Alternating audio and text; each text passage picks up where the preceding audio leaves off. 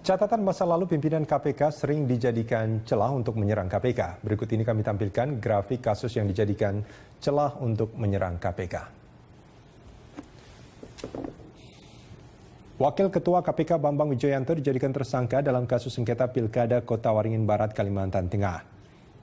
Lalu Wakil Ketua KPK Adnan Pandupraja dilaporkan ke Bareskrim Polri terkait kasus pemilikan saham PT Desi Timber secara ilegal. Sementara Wakil Ketua KPK Zulkarnain akan dilaporkan atas dugaan suap korupsi dana P2SEM. Lalu mantan Wakil Ketua KPK, ini yang periode sebelumnya, Chandra Hamzah dan Bibit Samatrianto ditetapkan menjadi tersangka penyalahgunaan wewenang pada tahun 2009.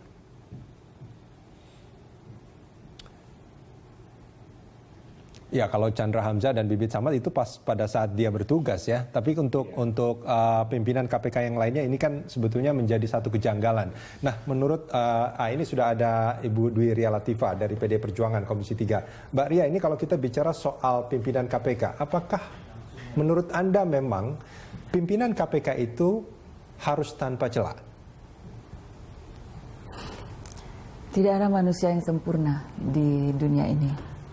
Tapi bahwa keinginan pada saat kita membentuk KPK dulu, kebetulan saya salah satu pansus ya pada zaman Presiden Ibu Megawati Soekarno Putri, saya salah satu pansus bahkan panja untuk pembentukan KPK. Tentu berharap teman-teman pada saat itu supaya siapapun dia yang terpilih menjadi komisioner KPK adalah orang-orang yang terbaik, yang lepas dari konflik interest apapun dan memahami betul persoalan hukum khususnya yang berkaitan dengan tindak pidana korupsi. Jadi memang seleksinya kalau KPK Jilid 1 dan alhamdulillah saya juga pada saat itu salah satu yang ikut memfit and proper test memang sangat ketat.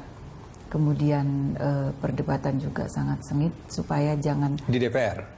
Ya, atau di pada saat fit and proper test kan saya di DPR pada saat itu tahun 2002 supaya jangan sampai ada hal-hal yang nanti di kemudian hari membuat komisioner KPK itu menjadikan dirinya sebagai pintu masuk untuk melemahkan KPK karena perbuatan-perbuatan yang dilakukan oleh apa yang Anda lihat saat ini, yang terjadi saat ini?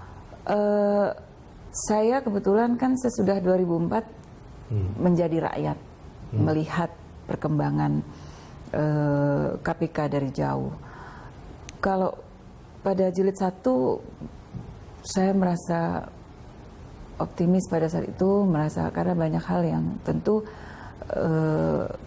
sangat berbeda memang dibandingkan dengan yang terakhir ya. Heboh bahkan 2 periode ada saja yang membuat KPK menjadi dalam tanda kutip menurut saya kemudian dipersoalkan. Tapi itu timbulnya kan sejak misalkan Pak Susno dipermasalahkan, iya, Joko Susilo dipermasalahkan dan yang terakhir sekarang adalah Pak Budi Gunawan dipermasalahkan. Iya, bahkan pada saat Pak Antasari Azhar juga kan waktu itu sempat ribut juga kan. Jadi kalau kita melihat sejarahnya memang kehati-hatian dalam memilih calon komisioner KPK itu tidak memang, seketat dulu. Saya rasa mungkin sudah berusaha ketat, tapi ya itulah makanya saya katakan dari awal tidak ada manusia yang sempurna, tapi tidak berarti tidak ada manusia yang betul-betul bisa diharapkan menjadi komisioner KPK. Nah, makanya yang paling penting jangan ada sampai ada konflik kepentingan. Lepas itu semua baju itu. Makanya saya. Lalu bagaimana mengeceknya bahwa tidak ada konflik kepentingan itu? Nah, itulah salah satunya yang Mbak Ria. Makanya itu yang kontrol dari masyarakat akhirnya juga ya. Contoh juga mungkin terhadap diri saya juga pernah mengalami satu masa di mana saya ditolak oleh Pansel untuk maju di KPK. Walaupun saya sudah memenuhi syarat lebih dari 5 tahun tidak berurusan dengan partai politik, walaupun saya dulu memang pada saat itu sebagai kader partai politik PDI Perjuangan, tapi 5 tahun terakhir sampai 2009 itu saya memang tidak masuk dalam kepengurusan dan lain sebagainya sebagai meskipun rakyat sekarang biasa. Kembali lagi ya. Ya, tapi pada saat itu ketika saya tidak diterima oleh panitia seleksi KPK pada saat kalau nggak salah saya waktu itu mencari pengganti, yang akhirnya Pak Busro yang diterima, yang dipilih ya. Saya nggak diterima dan ketika saya coba tanya dari teman-teman juga yang penyeleksi, saya tanya apa kira-kira kesalahan saya ya. Gitu. Ya sambil bercanda ada juga yang ngasih tahu bahwa stempelnya Mbak Ria tuh di sini bisa hilang, ada stempel bantengnya. Oke, mungkin Pak Ahyar bisa mengatakan itu. Pak Ahyar memang seperti itu termasuk salah satu kekhawatiran akan terjadinya konflik of interest. Betul, maksud saya itu salah satu yang membuat akhirnya kita berpikir makanya jangan ada konflik interest, dan saya menghargai keputusan itu, berjiwa besar untuk mengatakan ya memang harusnya seperti itu. Oke. Gitu. Seperti itu memang Pak Ahyar ya? Iya, kita berusaha seketat mungkin. Saya kalau 2010 berarti saya sudah ikut juga ketika itu. Tidak tahu Ibu Ria di tahap mana. Itu ada beberapa tahap. Ya. Ada administrasi, kemudian juga ada mengenai masalah makalah, kemudian ada juga kita rekam jejak, kemudian juga mungkin di saat interview ada beberapa tahap ketika itu. Tentu kita juga seperti Ibu Ria katakan, panitia itu tidak ingin terjadi permasalahan di dalam perjalanan. Jadi udah amat-amat ketat. Jadi kalau boleh saya mengatakan mengulang lagi, pansel KPK, pemilihan komisioner KPK inilah yang terketat kalau menurut saya. Dibandingkan periode-periode sebelumnya? Saya tidak tahu sebelumnya itu bagaimana. Kalau terketat itu ukurannya apa? Enggak. Artinya itu beberapa tahap kita buka, ada yang mengenai masalah kita buka ke masyarakat, kemudian juga kita minta kepada lembaga-lembaga negara yang di bidang penegak hukum seperti Kapolri, kepolisian, kejaksaan, PPATK, BIN dan LSM juga kan. LSM yang penggiat anti korupsi ini kan kita juga sampaikan ke mereka. Jadi itu menurut saya, apakah yang di tempat yang lain komisionernya juga seperti itu?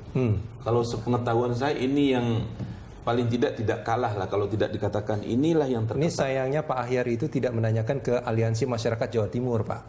Itu salah satu yang melaporkan Pak Zulkarnain ke Mabes Polri. Mungkin itu masalah. Kalau juga dari Aliansi Masyarakat apa tadi? Jawa Timur. Jawa Timur itu terbentuknya sekarang apa udah dulu? Karena kasus Pak Zulkarnain itu dulu waktu dia menjadi jaksa tinggi kan, itu yang saya katakan tadi gitu loh, bahwa Pak kita membutuhkan ya untuk komisioner KPK ini orang-orang yang memang dulunya bekerja, tentunya latar belakangnya kebanyakan hukum, kalau nggak hukum keuangan dan begitu ya, yang bisa, atau orang-orang audit atau orang-orang yang investigasi kan, bukan misalnya orang-orang seperti saya lah, dosen gitu kan, kerjaannya nggak berisiko banget gitu. Dengan baca saya itu memang berisiko, teman saya dia pernah jadi sak tinggi dulu Pak Adnan polisi kan, ya itu kan berurusan dengan kasus-kasus semua.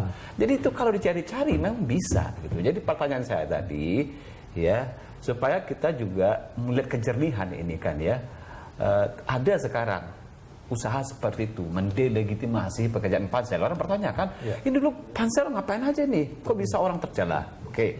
Kita juga bisa bertanya yang selanjutnya, oke, DPR kenapa juga? Dulu kan dikasih 8 ya dia, dan ini pilihan DPR juga kan.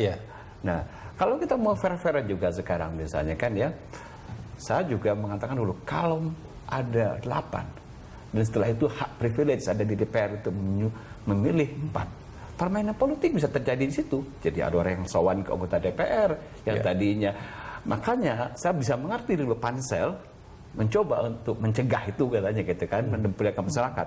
Menurut penilaian kami dari 8 ini yang terbaik dari sekian ribu kan, seleksi kan, banyak ya. Terus ini yang terbaik ya. Sepanjang metode yang dipakai oleh pansel tadi itu menurut saya udah cukup sebenarnya. Bahkan ketat sekali Saya belajar psikologi, itu kerjaan saya, seleksi itu. Itu udah ketat, cukup ketat gitu ya. Menurut psikologi ya? Itu udah cukup ketat gitu loh, bahwa misalnya kita menelusuri track record orang sampai ke belakang. Tentunya ya kita nggak perlu juga sampai SMA gitu.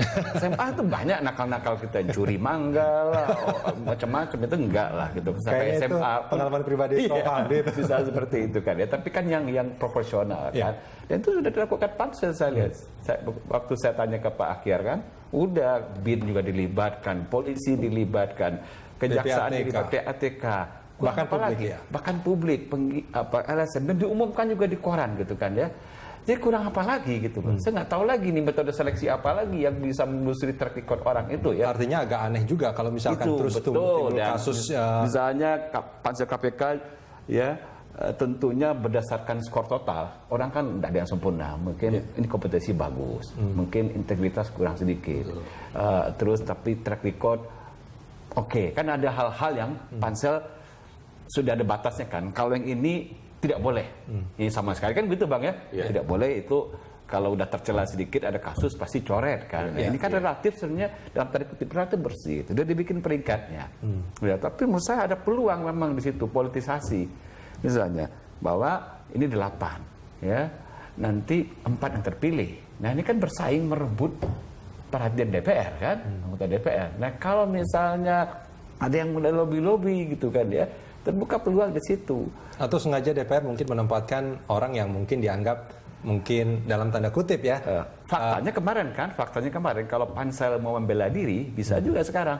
Loh, kita kan sebenarnya dari 8 itu ranking 1, 2, 3, 4 saya lupa kalau nggak salah tuh pertama Pak Yunus, kedua Pak Amin Sunaryadi ya kalau nggak salah, yang ketiga Pak BW, keempat Pak Abraham Samad, Pak Pandu itu malah yang 8 atau 7 gitu. Rasanya Pak BW di atas itu. Di Pak atas, BW apa Pak Yunus itu? Ya, pokoknya itulah Itu ya. di antara. Pak Yunus, Pak BW. Tapi saya ingat 4 atas itu Pak BW, Pak Yunus, Pak Amin Sunaryadi, satu lagi itu yang Pak Adnan, Pak itu Zulkarnain. dan itu di koran waktu itu ramai kan kenapa DPR memilih yang Betul.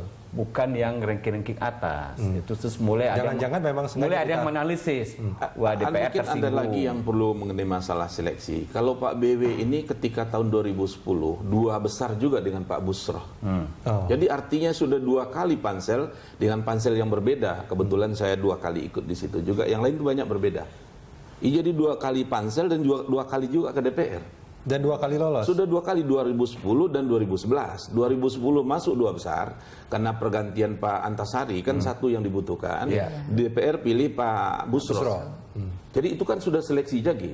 Masuk lagi, dia mengajukan seperti dari awal lagi. Diuji lagi Dari awal lagi mengumpulkan itu Udah semua. 2 enggak- kali ujian ya? Iya, karena bukan berarti karena dia udah lolos dulu langsung masuk ke berapa besar, tidak. Dimulai lagi dari tahap awal. Oke. Itu diseleksi lagi oleh orang yang ada beberapa jumlah pansel yang sudah berbeda. Artinya seleksinya itu sudah ketat dan ini ketat kuadrat karena Sudah 2 kali. dua kali. Oke, kita akan Dua sambung di kali. segmen berikut nanti.